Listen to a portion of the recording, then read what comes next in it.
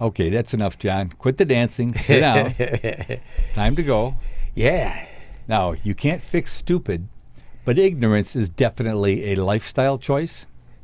And choose the lifestyle choice with me. Be ignorant. Oh, don't be so hard on yourself. Most of the time, you're just silly. When I'm ignorant enough, I don't even notice it. I never thought about it like that. Is this going to give us? Nope, that won't give us what's his name. Oh, already? There we go. Sometimes when you stroke this thing, it reacts much nicer. I just wanted to point out, chicken's back.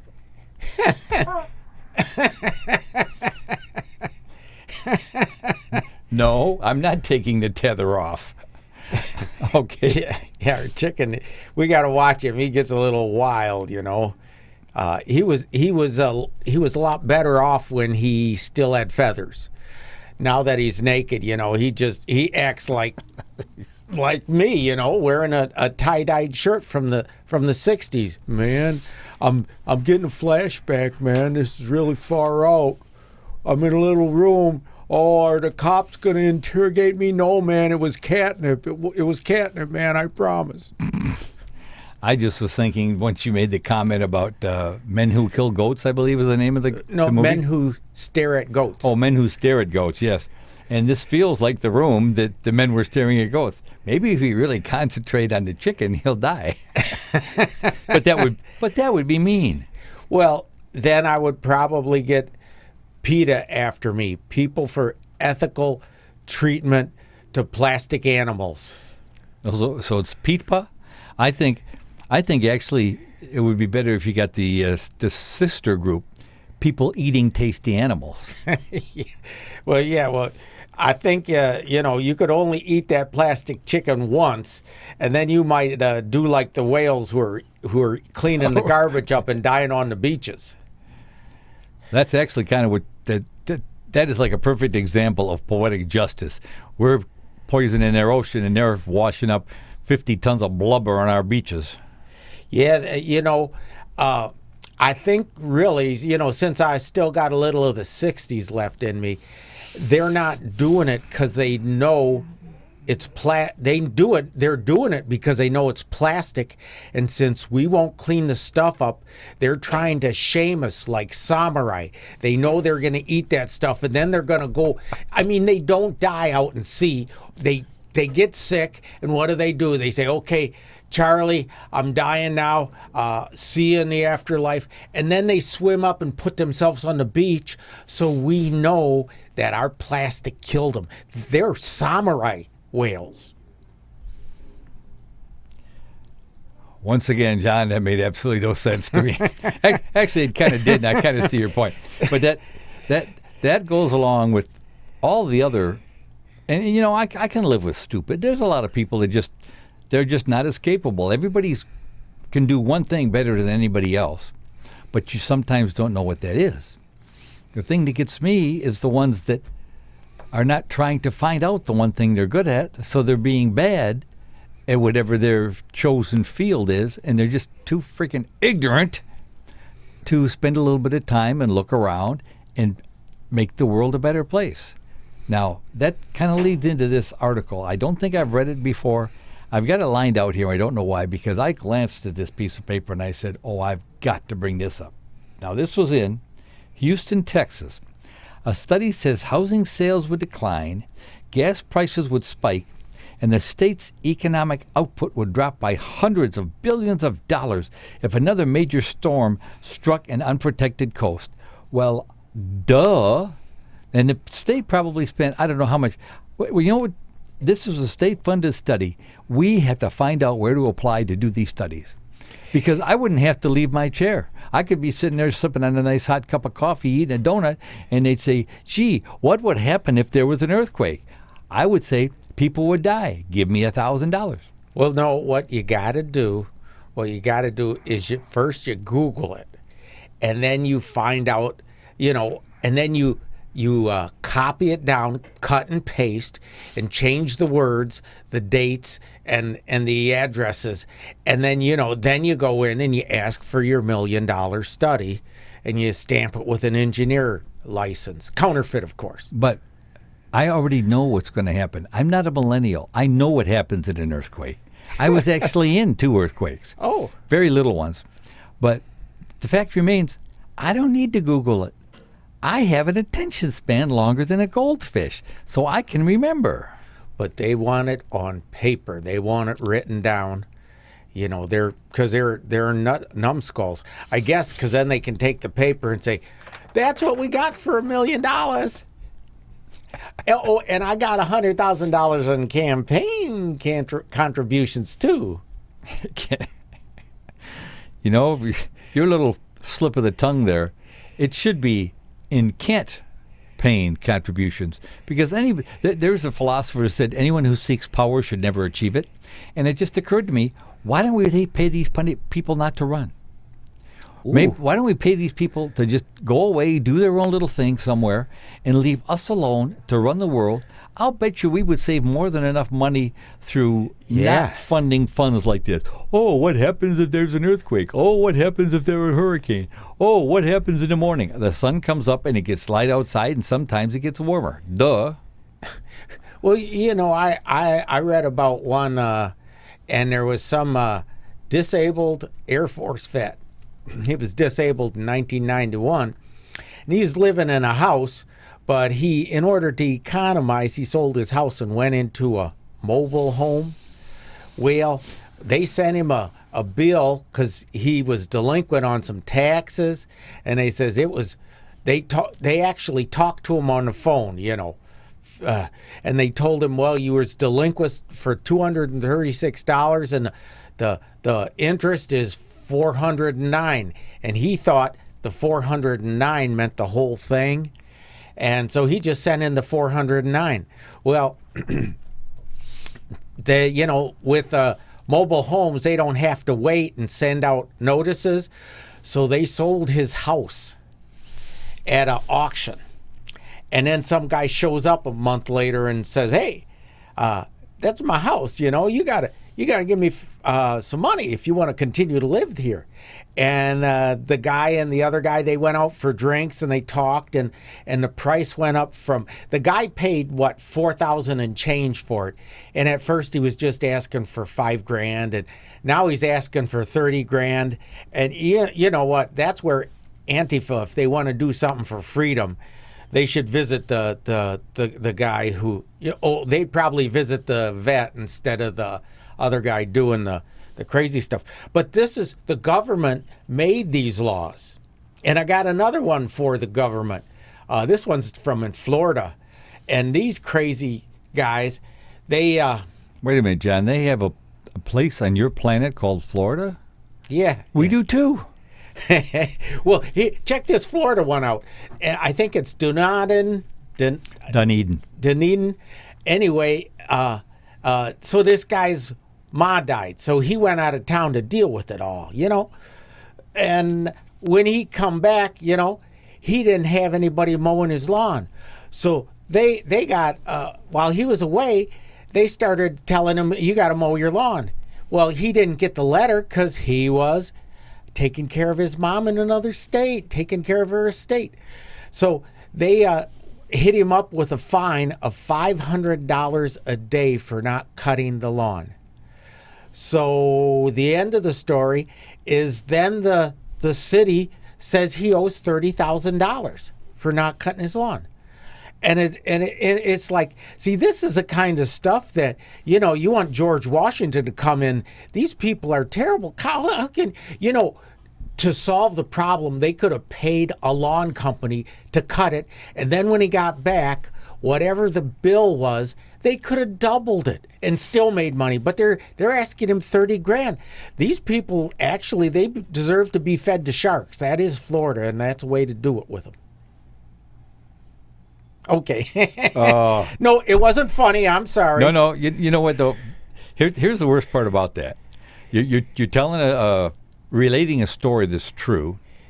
The shame of it is that a politician who probably lives in a condo and doesn't have a lawn, or Yeah. lives on his boat and doesn't have a lawn, is, how can they, in any kind of world, be allowed to make rules that they don't have to live up to? You ever think about the fact that Congress in this country isn't part of the Social Security system? They Yep. have their own private. Well, they should be part of Social Security. It's just different facets of the same big problem. Politicians, and I don't care if you're elected block captain or whatever, because I've seen it happen among 6 people in a little church, and I've seen it happen in Washington, D.C. People let power go to their heads, and they think, well, I think I'll just do this because, this person says they need it. Never listening to the 5 or 6 other people that say, you're doing something really ignorant. Stop and think for a minute. Why should you be fined $500 A day. At all? At all. Your point, if you don't like it, then you have it done, and you bill the person. But like you said, if there's got to be a penalty tax, fine, but not $500 a day. No, that's criminal, actually. Yeah, well, that's what I think. But then who knows? I agree with you on that. But the whole thing is, the people that get into power should never have it, number one. But number two, they abuse it. $500 a day is an abuse of power. And I don't care if you're on Fifth Avenue or Times Square or wherever it is. That is ridiculous. Use a little common sense.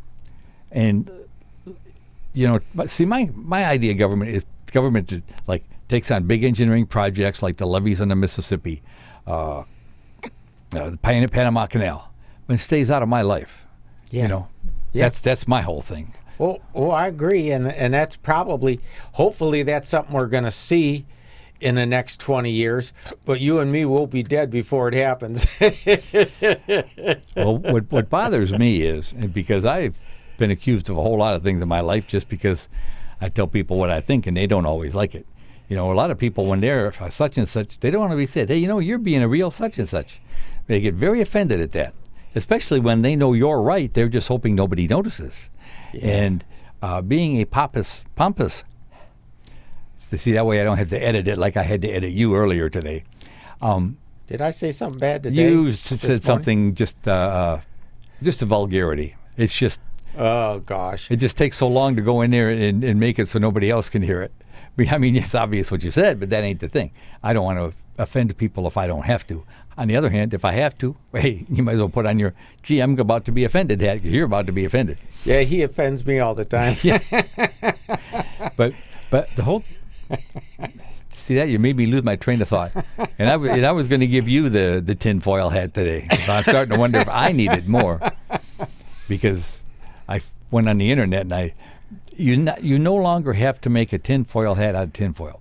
Now you can actually buy one that's made that has magnetic flux running through it. So that's a real word, by the way, flux, F-L-U-X. And it scrambles all the input that the government is shooting and the aliens are shooting into your brain. Not only that, it's stylish. Yeah, well, I don't know if that tinfoil hat works on the chicken, and if it ain't good enough for the chicken, it ain't good enough for me. Don't be loving my chicken. You might want to disinfect that chicken. There's a reason why the chicken stands with his back to you, Johnny. Oh, he's afraid of me. I don't blame him. I'm afraid of myself. I don't look in the mirrors much. Actually, I think he's mooning you, but we won't get into that. I get afraid of myself. So anyway, let's try another one. This is going all kinds of different ways that I may not find interesting when I go through it later. But my whole thing is that the government sticks its nose in way too often. And why? Well, because basically they don't want to be bothered either. So when you get, as happened in a city very close to us a couple years ago, some lady didn't pay attention, didn't do her due diligence, and got cheated by I believe it was a window company, but it was a home improvement company. Let's just say that. She made so much noise. Instead of going after the people that cheated her, she went after the city, saying it's all their fault because she didn't do her due diligence. She didn't do this. She didn't do that. But it wasn't her fault. Well, I guess I got news for you. Sometimes it is your fault. Sometimes you deserve to be a victim. So she made such a big noise that in order to shut her up, the city council made a new rule that you had to pull a $300 permit for anything you did. Anything. I'm talking about whether or not you cut the grass or anything. And all to shut this lady up. So who did it hurt? It didn't help the lady because she'd already been cheated out of thousands of dollars. All it did was cause another level of bureaucracy, unnecessary bureaucracy in a situation. So, and once you pass a law, you know how hard it is to undo a law? Yeah, I think only the apocalypse will undo the laws, because, like in Sacramento, I read one. Anyway, they passed a new law about home mechanics working on their cars. If it's in the driveway for more than 24 hours, that's a fine for $400. And if you want to talk to the code enforcement people and appeal the fine, that's $700. So they really got them. They got them coming and going, And they said working on your car is okay in your driveway or your garage as long as you're using tools commonly found in a household garage. So that means now you got another level of lawyers, because now you got lawyers who can argue about, well, this timing light is something that should be found. And the city says, oh, no, it isn't, because we need that $400. So you'd have to call their version of Mike Feiger or Jeffrey Morris, and or who's the guy with the boxing glove logo. I mean, this people are ignorant. Now, especially, you look into some garages. At one time, I had 3 full, complete tool sets in my garage. I'm talking the big roll-around boxes, because yeah, but that's not normally found in a home garage. So therefore, I get $400 a day from you. You're saying I'm not normal? Then you define, define normal. That's what the lawyers have all the fun over, is arguing over words that can be interpreted more than one way. Don't you remember Bill Clinton says, well, it all depends on what your definition of is. Yeah, and I guess as far as normal goes, I kind of like that, because then if they ever hit me up, first thing I'll do before I make it down to court is I'll dress up like a lady and I'll say, you got to call me ma'am.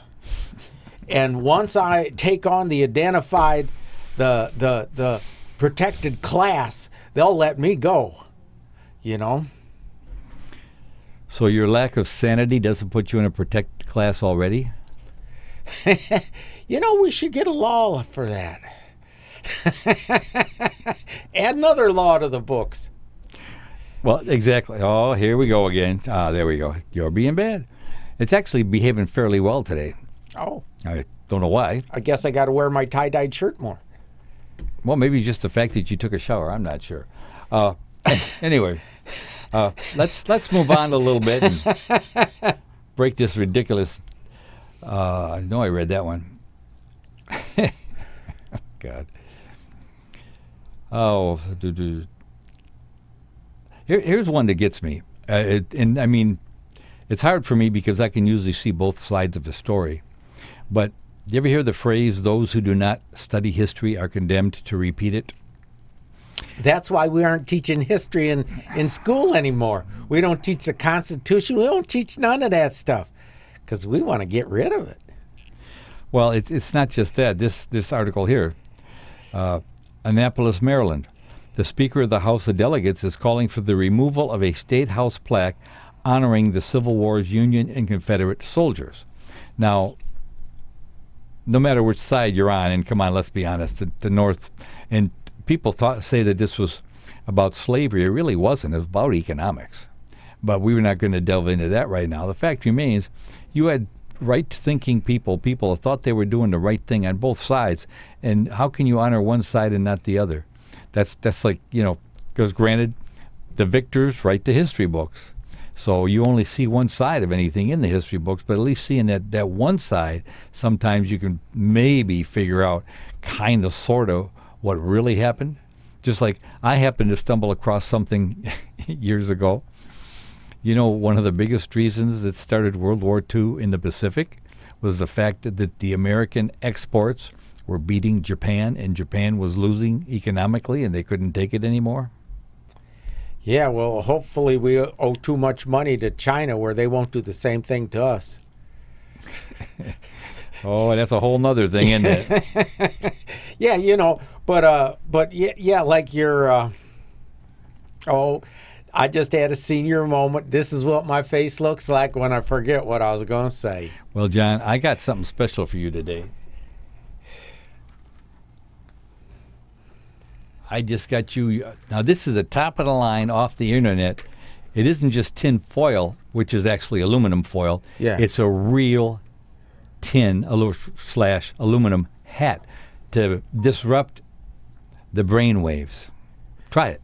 Okay, well, I'll try it. Now, this is the hat he thinks is going to make me sane. Oh, by Jove. Oh, what am I doing in a tie-dyed hat?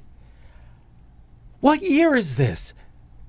I remember 1968. I was in San Francisco, and we were at a party with Osley and Timothy Leary. And that's the last thing I remember. Here, let me adjust that hat. It doesn't seem to be fitting you quite right. Hey, guys. That's better. You were starting to make sense. Hey, I feel good now. What was I talking about? I can't remember a word. Absolutely nothing. That's why. So we're good now. We're good. Yeah. Let's hear one of your Darwin Awards. I'm curious today. I haven't heard about any ignorance more than usual. As a child, Sergei promised his grandmother, "I will establish for you the elixir of immortality. I want you to live forever." Well, as an adult, we find Sergei sitting in his college biology classroom licking potassium cyanide off his hand. And, people did that before. They would poison themselves just slightly so that then when they had a dinner party and they poisoned everybody else, they would survive. And people in the Middle Ages thought if they were immune to poisons, they'd live forever.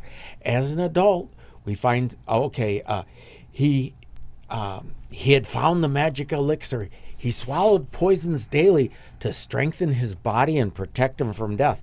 That's like me paying more and more taxes to protect me from the government. How's that working? He regularly consumed small quantities of toxic mushrooms, arsenic, and cyanide salts, and urged others to join him. During nighttime excursions, Sergei often said, "I shall not die. I have swallowed poisons for years, and today nothing can kill me." That's the thing with being young and you think you're invulnerable. Age eventually gets us all. After swallowing the cyanide, he began to feel ill and asked his classmates to fetch some water. But instead of drinking the water, he dissolved the rest of the cyanide powder in it. What could go wrong? And consumed the solution. Sergei was an intelligent student interested in chemistry and anatomy. He earned a gold medal and was accepted into 2 universities, the Medical Academy and the Ural State University. But Sergei's scientific premise was flawed. Instead of immortality, he had discovered the elixir of mortality. He went into convulsions and slipped into a coma and died without regaining consciousness. His father praised Sergei as a gifted chemist who died for the sake of science. Ooh, can you imagine? You're so heartbroken about your kid being so stupid to do that you come Not up with stupid, that line? ignorant. Yeah, ignorant. And see, I'm not that ignorant enough. If I think I got something, the elixir of immortality, I'd wind up giving it to Art or something before, to see if it worked. Ooh, now I can't give it to Art. I got to find another friend. I said that on air. He'll know not to drink what I give him. The funny thing about this whole thing, there you go again, is the fact that I don't know much about poisons. I do know this. Arsenic is cumulative. if you eat a little bit every day, it'll build up in your system. It doesn't get flushed out like some other poisons do. But the fun part is, whoever kills you and eats you, the arsenic will be strong enough to kill them. So if you're ever worried about cannibals, eat a little bit of arsenic every day, and then when they kill you and they put you in the pot, they'll die. Well, you know, just before I die, I think I'm going to go down to Washington, D.C. and see if they'll put me in the stew for the chili for the congressman, and then I can eat the arsenic first. But, well, you know, they're consuming people's life savings. I thought, you know, look, they got Jeffrey Epstein going down now, and he's convicted. He's got all kinds of charges of terrible things he did. I'll bet you some of them people in a couple years are going to start eating people for the fun of it. Well, it's a shame that, you know, they're remaking all these movies in Hollywood simply because there's really no new ideas. You know, they've just... There's so much television out there that in order to get a bunch of decent writers together, you got to pay them more than the accountants want, and the accountants are running Hollywood and a lot of other things. So they're expecting to be paid for their worth. Jeez, is that Donald? My pacemaker! Oh. Is that Donald Trump again? You let me talk to him. I'll tell him a thing or two. See, now that's a perfect example of why you want to hate telemarketers. Anyway, I totally forgot I brought my phone in. Sorry about that. Anyway, here's the thing. We're coming down to the end. We didn't award the chicken today because, quite frankly, there's so much ignorance in the world. I would have to give everybody a chicken. No, it's right here. And Art left his phone on, so he gets a chicken award. And are you saying I'm ignorant? Well. And I left my phone on, too. Answer me. Well, yeah, maybe. But I left my phone on, too. But nobody called me because I'm more ignorant and they don't want to talk to me. Hey, you know, I'd take a phone call from Trump. So you guys write the White House and tell them that I'll take a phone call from him. And I'll even be respectful. I'd just love to get somebody talking to me. He's not going to call you because you talked a couple of weeks ago about stealing his woman. Now, I just want everybody to know that next week our takes will be seen without John Lakey. Oh, why is that? Is the FBI coming for me? No. The men in the white coats maybe, but not that. Well, you know what? I think we're going to run the credits and give it up for today because this has been very far-ranging. I'm almost curious to see what I said when I run it through in editing. So, bye-bye. God have mercy on our souls. Too late for us.